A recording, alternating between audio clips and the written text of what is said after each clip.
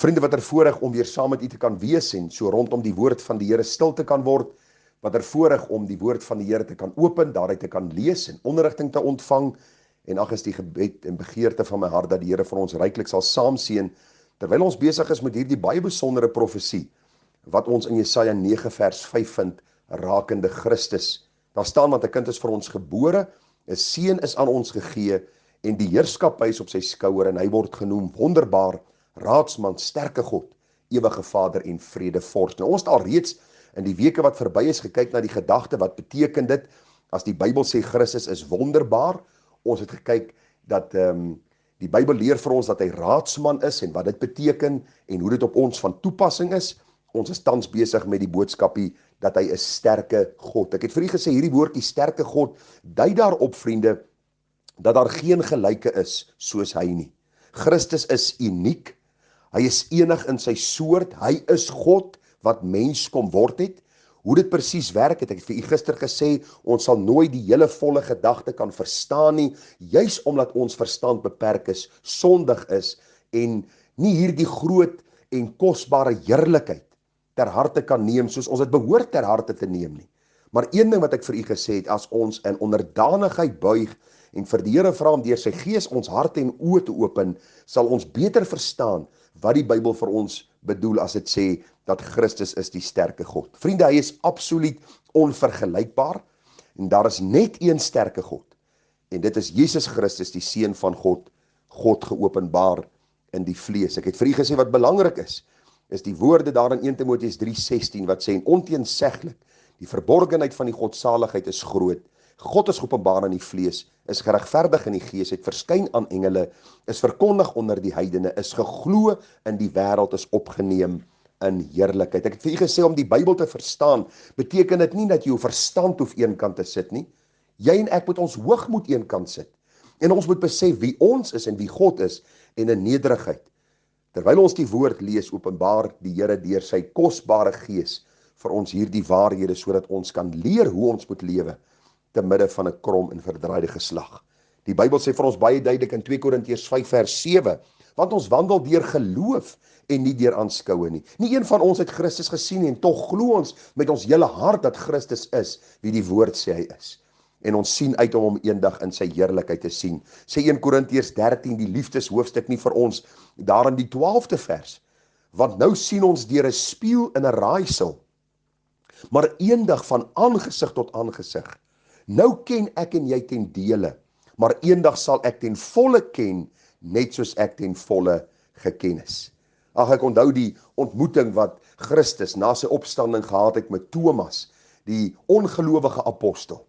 Toe Thomas Christus in sy heerlikheid sien en die wonde in sy hande, toe roep hy uit, my Here en my God. En die doel van hierdie reeks is om u by daai punt uit te bring, om ook te sê, my Here en my God. En vriende, ons gaan gou vinnig kyk na so 'n paar gedagtes en gedeeltes in die Bybel wat handel oor Jesus Christus en waarom hy die titel kan dra as die sterke God. Jesus Christus is God wat mens kom word het. Hy is nie net nog 'n mens nie. Hy was uniek in sy geboorte en dit maak hom ook die absolute een wat die titel kan dra dat hy die sterke God is. Onthou u die geboorte, die aankondiging, Matteus 1:22 en 23.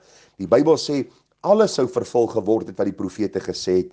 Die maagd sal swanger word, 'n seun baar, hulle sal hom Immanuel noem, en as dit vertaal word, God met ons. Alreeds met Jesus se geboorte, vriende, en al die dinge rondom sy geboorte, kom hierdie saak duidelik na vore, dat dit so uniek was, dat die mense agtergekom het, Christus is die vervulling van die profeseë, hy is God met ons.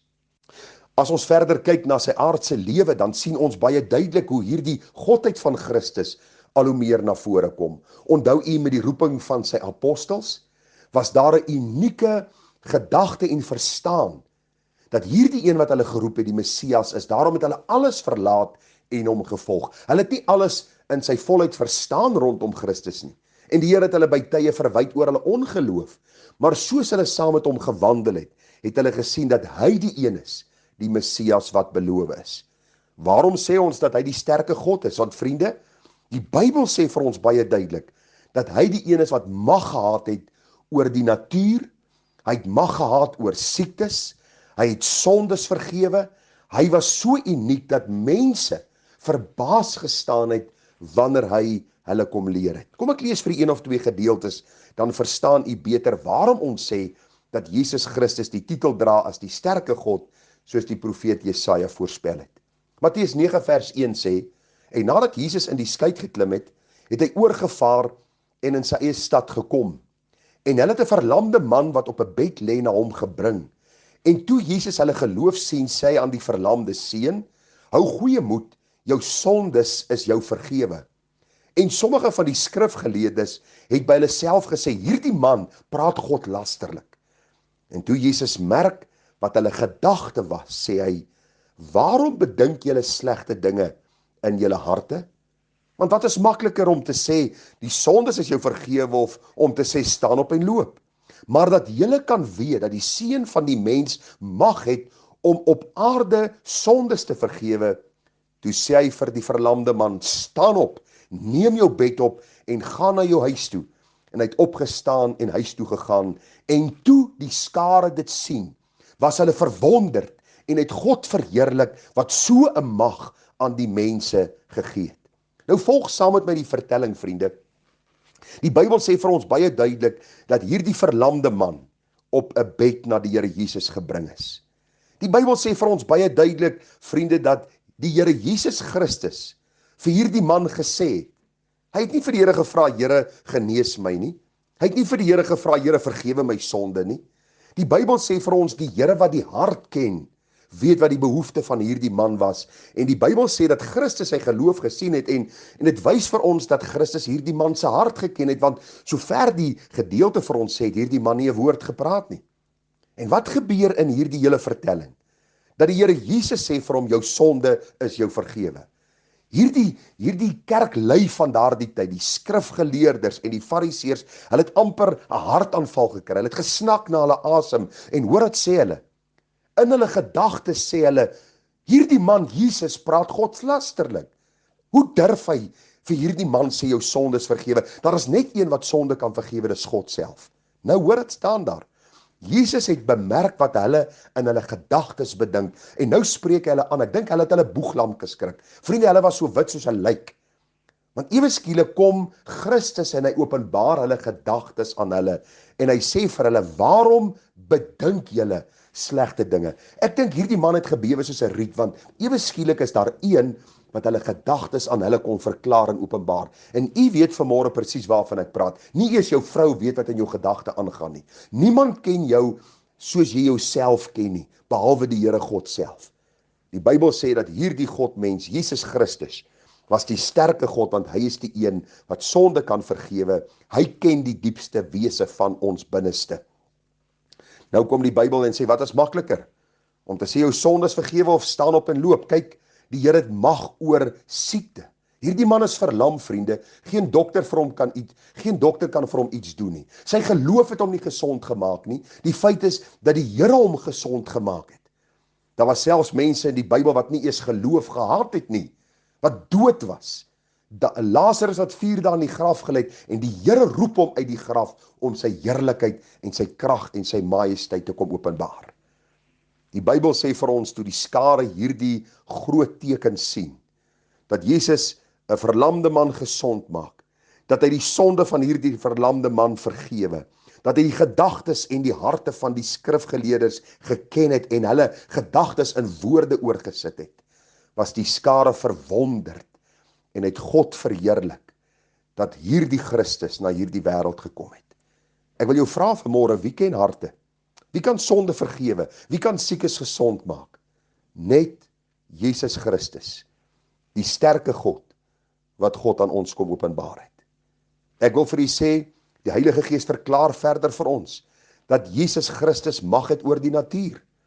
Het u gelees wat staan in Markus 4 vers 35? Dit het aand geword en Jesus sê, laat ons oorvaar na die oorkant.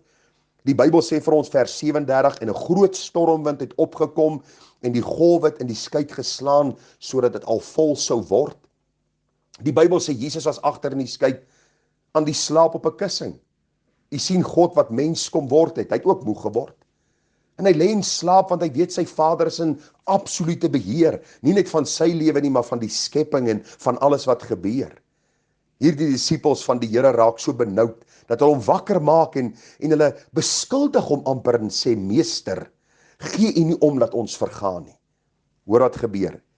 Kry U self nou in hierdie situasie in.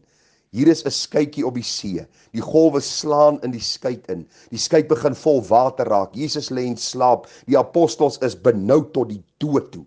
Hulle verwyd en beskuldig amper die Here Jesus dat hy nie omgee vir hulle nie. En nou sien hier die storm. Sien hier die waters, hoor hier die wind. En Jesus staan op. En die Bybel sê en hy die wind bestraf en vir die see gesê: Swyg, wees stil. En die wind het gaan lê en daar het 'n groot stilte gekom. Toe die Skepper God wat mens kon word het, Jesus Christus, hierdie see aanspreek, hierdie wind en die golwe aanspreek, het dit in 'n oomblik stil geword. Hoor die reaksie vers 40. Toe sê hy vir hulle: Waarom is julle so bang? Het julle dan geen geloof nie? En 'n groot vrees het hulle oorweldig en hulle het vir mekaar gesê: Wie is hy tog, dat selfs die wind en die see hom gehoorsaam is? Luister, die dag toe ek en jy tot bekering kom, het ons begin op hierdie ontdekkingsreis wie Christus is. En 34 jaar later wil ek vir u sê, staan ek nog steeds in verwondering en ek sê, ek het nog net die punt van die ysberg geraak om te ontdek wie hierdie Christus is. God wat mens kon word het, hy dra die titel van die sterke God, hy het mag oor sonde, oor siekte, oor die natuur, en ek kan hom net aanbid vir wie hy is. Ek wil jou vra, ken jy hierdie sterke God? Het hy jou sonde al vergewe? Regeer hy in jou hart as koning? Of weerstaan jy nog sy genade tot op hierdie dag? Mag die Here ons genade gee om uit hierdie reeks te verstaan dat God het in sy liefde Christus gestuur om homself aan ons te kom openbaar, sodat ons deur die geloof gered kan word en hom kan dien in die krag van die Heilige Gees. 'n Mooi dag vir u verder. Tada.